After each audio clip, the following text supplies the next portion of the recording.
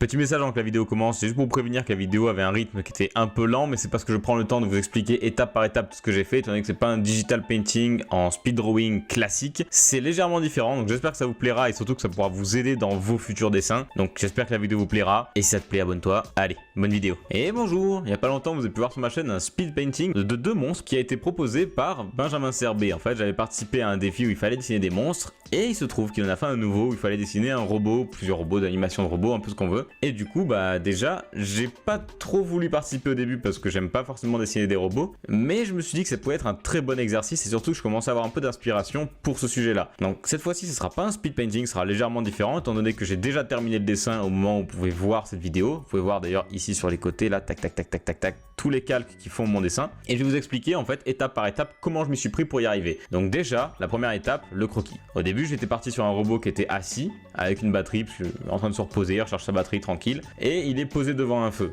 Avec le temps, à force de dessiner le truc, la composition me plaisait plus, et c'est surtout cette partie-là. Le robot, j'en suis convaincu, c'est une très bonne idée, mais le feu, j'étais pas trop chaud, étant donné que l'axe regard, en plus, on voit bien que ça part trop là, enfin, si je le mettais là, ça faisait trop vide ici, la composition me plaisait plus, ça m'avait saoulé. Donc Petite Roche m'a proposé un truc qui était vraiment une très bonne idée, vous allez voir ce que c'est juste après.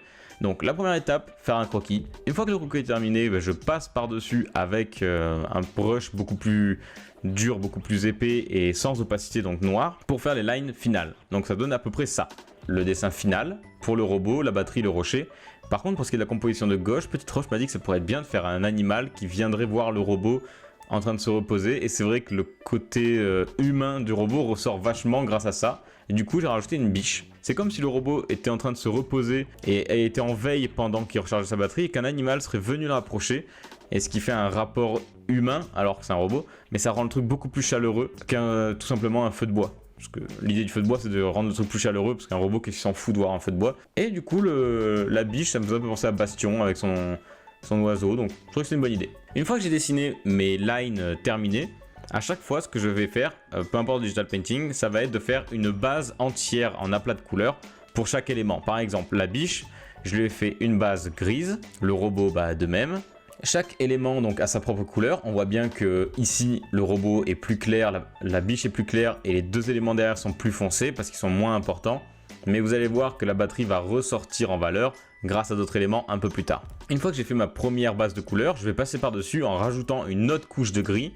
Donc ça s'appelle travailler en niveau de gris. Donc ce qu'on peut faire, c'est soit on travaille en niveau de gris et puis une fois que toutes nos ombres, tout ça s'est placé, on passe par-dessus en rajoutant de la couleur.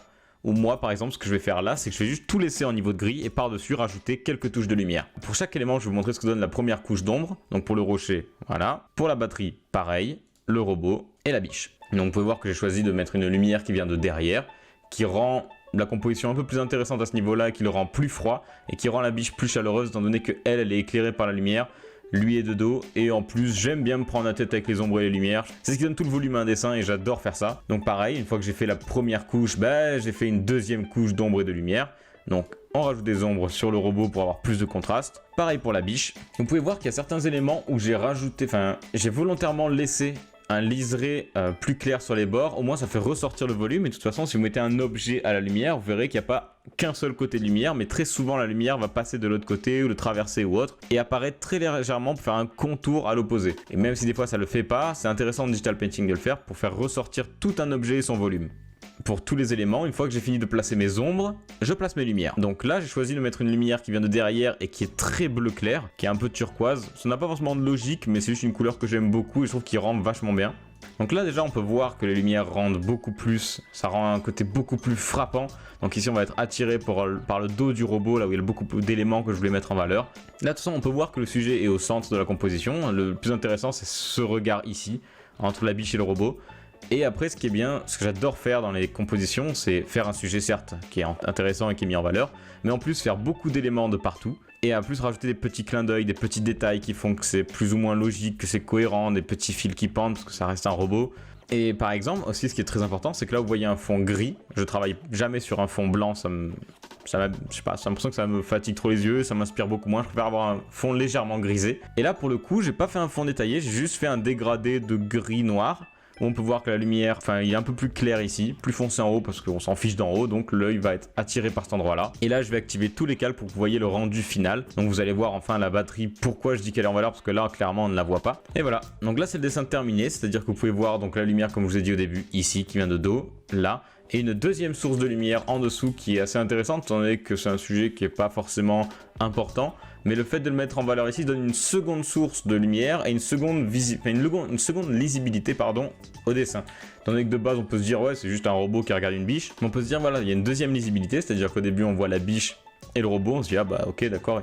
Ils disent juste bonjour, genre ils viennent se sentir le nez et puis c'est bon. Mais en fait non, ce qui est plus intéressant c'est de voir que le robot, clairement il a pas l'air d'être en mouvement, il est très statique. La biche a une position un peu apeurée avec ses pattes arrière qui sont pliées, le museau très tendu vers l'avant et qui est curieuse mais en même temps qui se méfie. Et le robot qui lui ne bouge absolument pas. Et on voit que par contre la batterie elle rajoute de la chaleur à la composition et rend le truc beaucoup plus vivant. Bon, cette vidéo est un peu différente, j'espère quand même qu'elle vous plaira, j'espère qu'elle aura pu vous aider dans tout ça. Benjamin, si tu vois la vidéo ou même si tu vois le dessin, j'espère qu'il te plaira, j'en suis plutôt fier, moi qui dessine jamais des robots. Attends. Est-ce que tu croyais que c'était fini là? Mais non, pas du tout. En fait, à chaque fois que je fais un dessin, moi je suis plutôt fier du résultat final. Par exemple là, cette version là me plaît beaucoup, mais j'avoue que le vert en bas, il me perturbe un peu, c'est pas ce que je préfère, mais je m'en contente plutôt bien. Et du coup, à chaque fois que je finis mon dessin, Petite Roche arrive et elle a un œil neuf sur le dessin, ce qui est très important. Et du coup, elle me fait modifier pas mal de trucs et elle s'amuse avec le contraste. Quelques couleurs, par exemple là, le bleu est très beau, sauf qu'il ne va pas avec le contexte. C'est-à-dire que là, on pourrait croire que c'est dans une forêt, mais d'où viendrait cette lumière bleue? C'est pas possible, il n'y a pas de lumière naturelle qui ressemble à ça. Mais le vert ici, il est un peu trop flashy. Donc pour le coup, on a fait quelques modifications, que ce soit du contraste, de l'opacité, changement de quelques couleurs. Rien sur le dessin, on n'a pas changé de dessin ou quoi que ce soit. Je vous laisse voir la différence. Mieux, est-ce que vous en pensez? À la prochaine. Bisous.